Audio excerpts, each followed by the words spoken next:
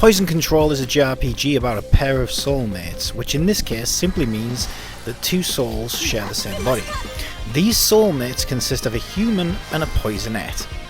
Both of you are trapped in hell, and it's your job to enter various Bell's hells, that's Bell spelled with an E, so these are girls' personal hells, clean up the poison as the poisonette, and destroy enemies known as Klesher, which are creatures born of the girl's sin who will attack and try to destroy you.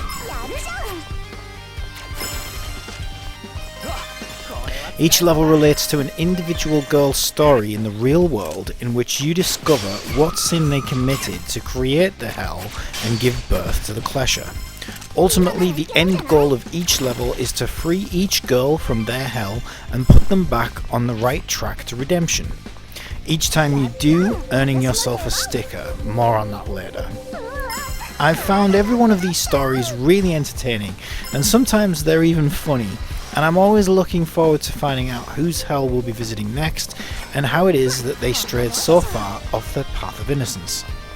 A story about young girls going to hell could have easily have been quite disturbing or depressing, but this game always approaches it with a fun, amusing, happy-go-lucky attitude with a totally cute version of being down to hell.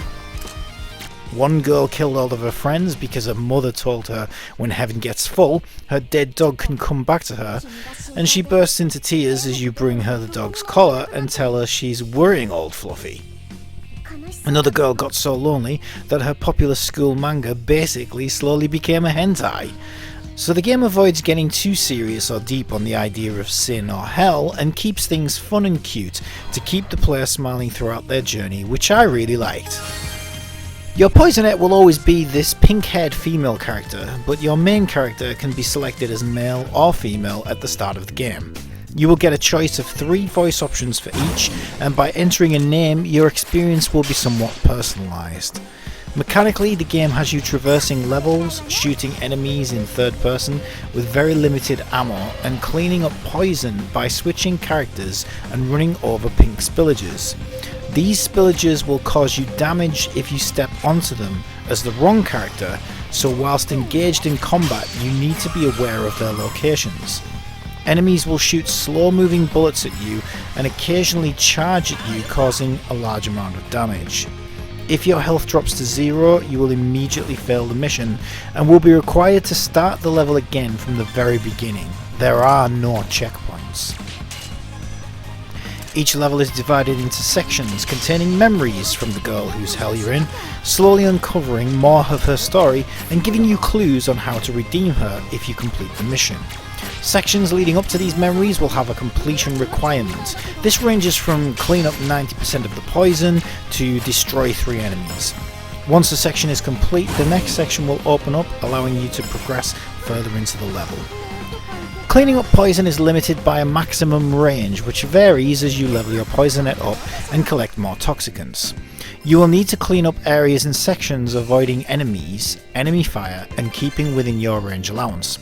Cleaning large areas of poison replenishes your ammo for your main character, allowing you to shoot at enemies. You also have a radio with you which charges up and releases a shockwave if you find yourself surrounded by enemies with no escape.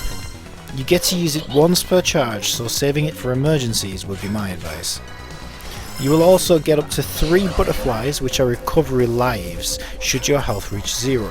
A butterfly will be consumed, giving you about half of your health back, but once these run out, it's mission fail for that entire level.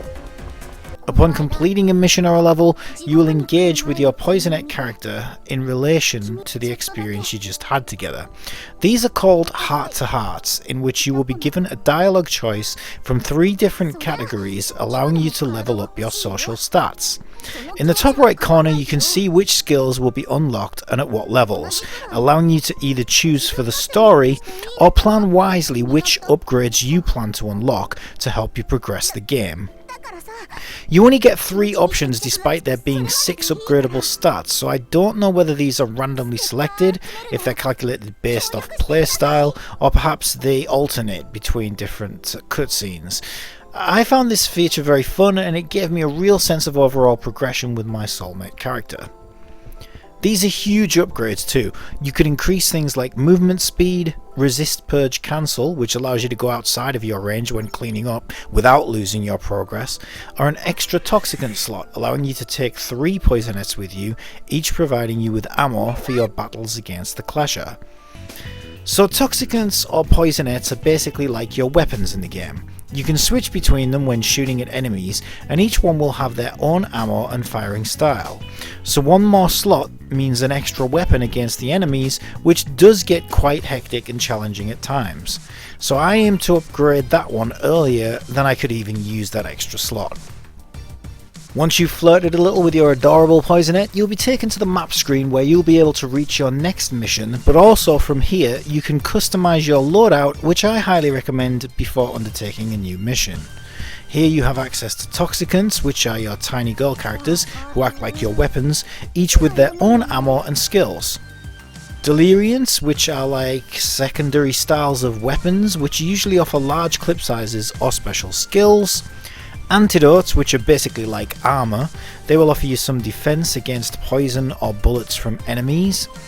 And catalysts, which offer various upgrades to your character, such as increased HP and more defense. All of these loadouts can be collected from treasure chests in the girl's hell levels you play, or by completing a mission and obtaining that girl as one of your team members whilst you play. Your loadouts here are all upgradable by spending coins, which you collect by destroying enemies and cleaning up poison. So I found it worthwhile to explore every area in every hell, cleaning and fighting in the optional areas in order to accelerate my progress within the game, but that's completely up to you. Earlier I mentioned stickers. So stickers are basically awarded to you for completing a level as part of the story. Our soulmates are competing against a second pair of soulmates who have apparently been at this for 50 years in order to collect 5 stickers in order to be granted a wish to be released from hell. The idea being that after completing your work here in hell, you'll be granted access to heaven, as I understand it, and will have completed the game. Early on, as you obtain 5 stickers along with your rivals, you both learn that 5 silver stickers earns you a gold sticker, and it takes 5 gold stickers in order to complete this requirement. At the time of this review, I've only just obtained my first gold sticker, so I'm not sure if there'll be another twist waiting for me when I get to 5, but I certainly hope so. Overall, this game is shaping up to be a very enjoyable and mildly challenging experience. I love switching between defending myself in third-person shooter mode and cleaning up large patches of poison whilst avoiding enemies. The synergy between these two playstyles works really well, given that ammo is replenished by cleaning up poison, and enemies act as competent obstacles to stop you from just cleaning up the place too quickly or easily. The soundtrack is really cool and fits the game really well. It's very futuristic and upbeat, so it suits the gameplay and art style perfectly. The story is light-hearted, but still written well enough to have me genuinely engaged throughout my playthrough, and interested to see whose hell we'll find ourselves in next, and how they got there. The voice acting is good, although the audio levels do seem to jump around a bit inconsistently between sections. This might be patched at a later date. My only other complaint is that the second level took me about 5 attempts to complete and had me wishing there was checkpoints for when you fail a mission. I think the reason this level gave me so much trouble is because your first upgrades aren't unlocked until completing this level, and they help a great deal. The level itself is probably balanced just fine, but without the upgrades, which come after completing it, it made the level the most difficult one of the 6 I've played so far by a great deal. And so to me, it feels like this level may not have been balanced with lack of upgrades taken into consideration. I actually went back and completed the first level 3 times in total to try and level myself up enough in order to complete it, whereas every other level I've completed on my first try with no problems at all. Like I said, I think this is because you don't have upgrades available, which makes a huge difference, and so to me it seems strange that the second level, which comes straight after the tutorial level, so basically the first real level in the game, is such a hard hurdle to overcome, rather than easing the player into the experience a bit smoother. The same day I failed this level twice, I beat Rathalos on my own in Monster Hunter Rise, because 5 attempts with online players caused me to fail the fight due to other players fainting too many times. In the end, I tested my solo skills against him, fainted once and completed the mission on my very first try. where quite a few others had failed.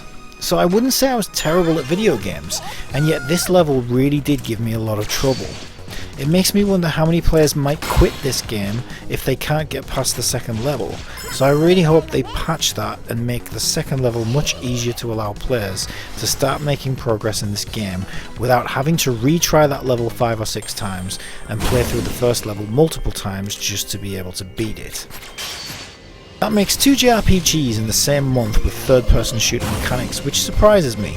When Tom Clancy tried it in The Division, the result was less than ideal, but having played this and Neptunia Virtual Stars back to back, it makes me excited to see if we'll see more shooter JRPGs in the future, because they surprisingly work very well in my opinion. Overall, I highly recommend this game as it's a ton of fun, the story and characters are great and the price tag is very fair. One final thing to mention is there is no English dub for this game, so if you're okay reading subtitles, I think it's a must play for any fans of the JRPG genre.